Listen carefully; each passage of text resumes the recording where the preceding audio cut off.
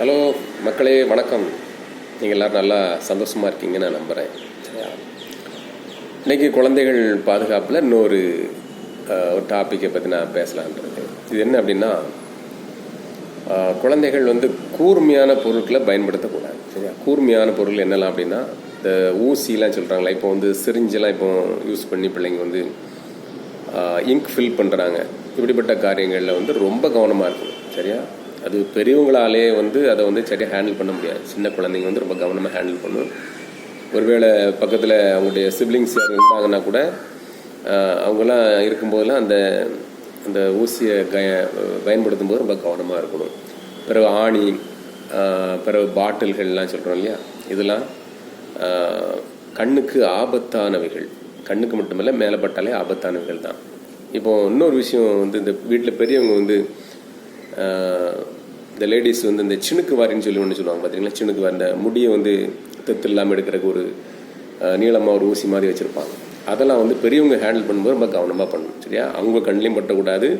அதை இப்படி இழுக்கும் பொழுது மற்றவங்க மேலே யாரும் கண்ணில் பற்றக்கூடாது. ரொம்ப கவனமாக இருக்கணும். கூறிய பொருட்களை இந்த பிள்ளைகளில் நினச்சிக்கூடாது, எடுக்க விடக்கூடாது. சரிங்களா? அடுத்து இந்த ஈக்கு வாரியல்னு ஒன்று சொல்லுவாங்க. ஈக்கு, தென்னை ஓலையில் இருக்கிற ஒரு ஈக்கு வச்சு வாரியல் செஞ்சுருப்பாங்க.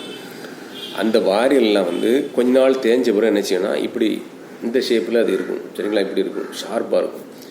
அதை நம்ம வீடுகளில் ஒரு மூலையில் அப்படி சாத்தி வச்சுருப்போம். அப்போது பார்க்குறதுக்கு இப்படி இருக்கும். சரிங்களா? இப்படி இருக்கும்.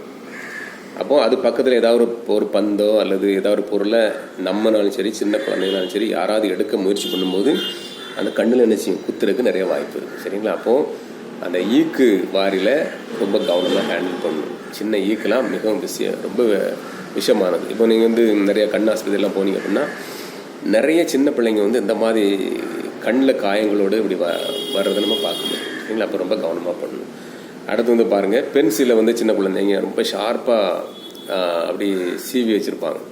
அதை யூஸ் பண்ணும்போது ரொம்ப கவனமாக யூஸ் பண்ணணும். அந்த பிள்ளைங்கிட்ட நீங்கள் அடிக்கடி சொல்லணும், எப்பா கவனம்ப்பா, கண்ணில் படக்கூடாது அப்படின்னு. சரியா? இப்போ நம்ம வீட்டில் பழைய பொருட்கள்லாம் நிறைய இடங்களில், நம்ம வீடுகளில் சில ரூமில் பூட்டி வச்சுருப்போம். அப்போ இந்த மாதிரி பீரோ இருக்குது பார்த்தீங்களா, இது ஒரு பீரோ. இந்த மாதிரி பழைய பீரோக்கள்லாம் ஒரு வேளை இப்படி இருக்கும். அதுக்குள்ளே சில பிள்ளைங்கள்லாம் ஒளிஞ்சு விளையாடுவாங்க.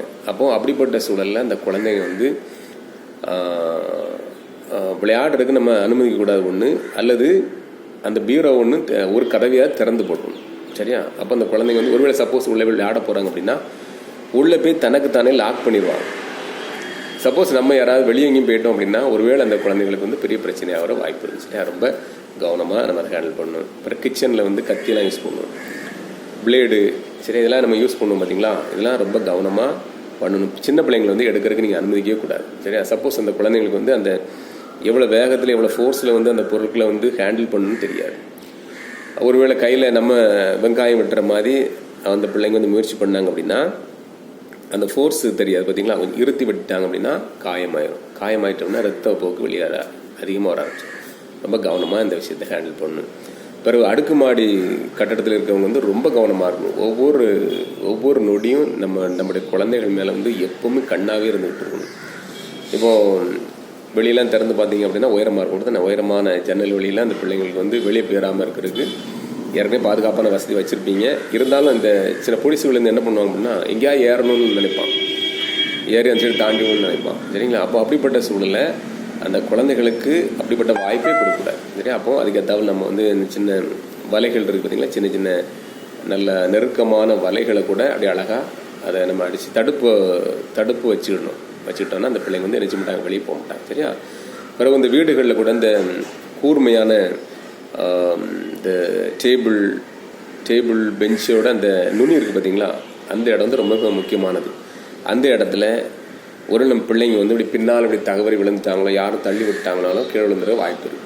அப்போ அதை ரொம்ப கவனமாக நம்ம அதில் அந்த ஷார்ப்பாக இருக்கிறத இப்படி நினச்சிடணும், நல்லா முழுக்குன்னு ஆகிற மாதிரி நினச்சிடணும். நம்ம இப்படி மழுக்கி விட்டுறோம். சரியா? இப்படி நம்ம அதை பண்ணோம்னா காயங்கள் ஏற்படாது. நான் சின்ன பிள்ளைங்களுக்கு சொல்கிறேன். சரிங்களா?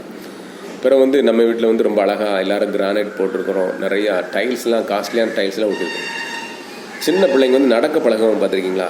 நடக்க பழகுவாங்க. ஒரு 2-3 வயசுக்குள்ள அந்த பிள்ளைங்க அங்கேயும் அப்படியே தவள ஆரம்பிப்பாங்க, நடக்க ஆரம்பிப்பாங்க. அப்போது அந்த குழந்தைங்க அந்த இடத்துல ஒரு தண்ணி கொட்டி கிடந்துச்சு அப்படின்னா அதில் போய் கால் வச்சோடனே நினைச்சிருவாங்கன்னா டம்முன்னு விழுந்துருவாங்க. சரிங்களா? எல்லார் வீட்லேயும் நடந்துருக்கும். நீங்கள் கவனமாக பார்த்துக்கோங்க. அந்த பிள்ளையோட டம்முன்னு விழுற சத்தம் கேட்கும், தலையில் பின்னால் அடிக்கும். பார்த்தீங்களா, இது அடிக்கடி படவே கூடாது. சின்ன குழந்தைங்களோட தலை வந்து மிகவும் முக்கியமானது, அப்படிதானே? அப்போது இந்த மாதிரி